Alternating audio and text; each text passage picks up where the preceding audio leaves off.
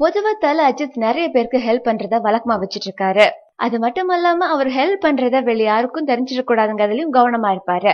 அந்த வகையில இவர் ரீசெண்டா பண்ண உதவி நீங்க கேட்ட எல்லாருமே ஸ்டன் ஆயிருவீங்க. அது என்னன்னா, பத்திரிகையாளர் பொண்ணுக்கு கேன்சராம். சோ அவங்களுக்கு ட்ரீட்மெண்ட் எடுத்துக்கணும்னா நிறைய செலவாகுமாம். சோ அதனால இந்த விஷயத்த பத்திரிகையாளர் நிறைய ஆக்ட்ரஸ் கிட்ட சொல்லிருக்காரு.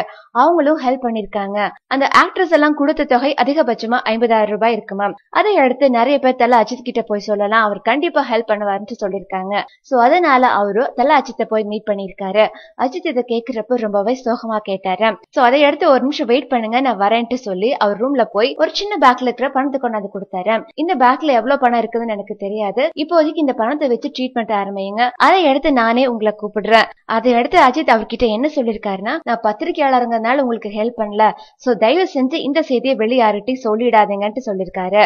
சோ நீங்க எல்லாருமே அந்த பேக்ல எவ்வளவு பணம் இருக்குன்னு தெரிஞ்சுக்கிறதுக்கு அவ்வளவு இருக்கீங்களா? அந்த பேக்ல 13 லட்சம் ரூபாய் இருந்ததா. சோ இத கேட்டு எல்லாருமே ஸ்டன் ஆயிட்டீங்களா? சோ அஜித்தோட இந்த செயலால அஜித்தை இன்னொரு படி மேல கொண்டு போயிருக்கு. மேலும் சினிமா செய்திகளை உடனுக்குடன் தெரிந்து கொள்ள பிளஸ் மீடியாவை சப்ஸ்கிரைப் செய்யவும்.